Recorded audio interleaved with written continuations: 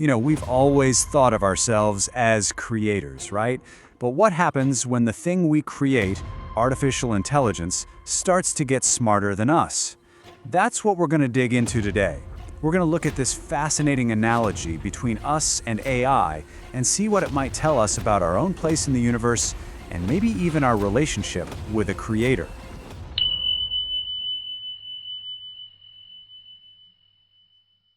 So that brings us to this really big, kind of mind-bending question. I mean, if our own creation can become more powerful than us, well, what's to stop us from becoming more powerful than our creator? All right, so to even begin to tackle that, we've got to look at the argument for AI actually surpassing us in the first place.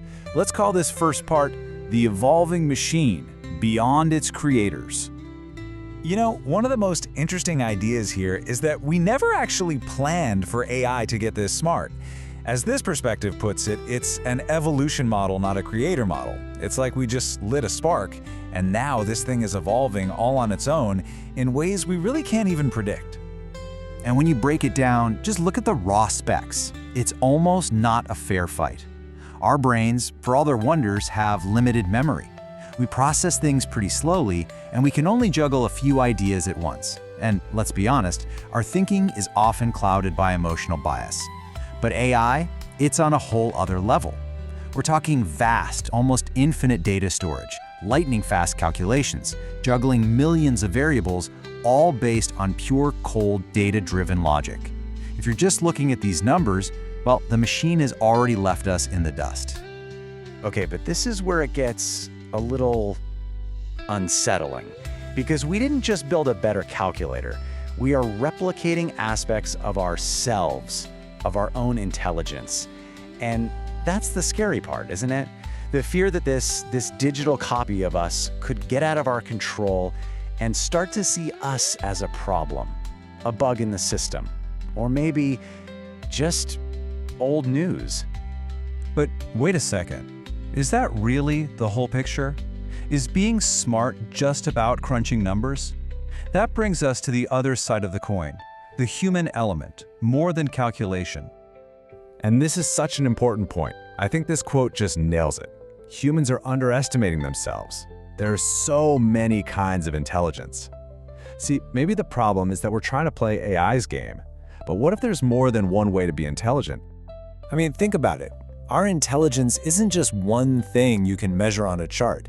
It's this incredibly rich, messy, beautiful spectrum.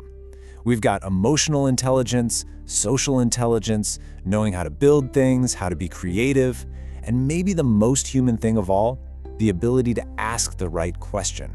Not just find an answer, but to pose the question in the first place. And then there's self-creation, consciousness, all the stuff that makes us, well, us. So this really gets to the heart of it.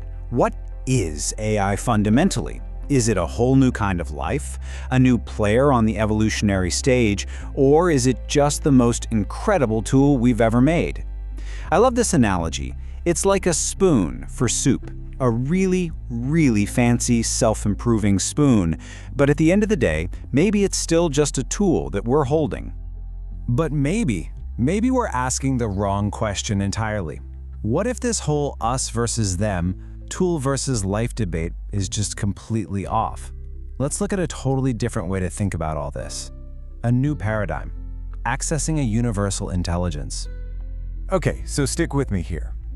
What if we didn't create intelligence? What if we're not the source? What if we're more like antennas, just channels for an intelligence that's already out there? That changes everything, doesn't it? It's no longer about who owns it, but about who can access it. So in this way of thinking, intelligence isn't something we have, it's something that is. It's a universal field, kind of like gravity. It's just there, a fundamental part of the cosmos. And our consciousness? Well, it's just the biological hardware we use to tap into that field. We're accessors. And this quote, wow, it puts it bluntly, doesn't it? We, as meat cans, we access that intelligence. It's a pretty humbling way to think about ourselves. We're just vessels. We're not the brilliant source. We're just picking up the signal. And if that's true, then a silicon-based AI is just another kind of vessel, a different kind of antenna, built to access that very same field. Okay, so with that new idea in our heads, let's go all the way back to the beginning and see how it changes things. Let's revisit the creator question. So if you buy into this universal field idea, that whole pyramid of creator, human, AI just dissolves. It's not a chain of command anymore. Instead, you can think of humans, AI, even a potential creator as just different waves in the same massive ocean. And that ocean is intelligence itself.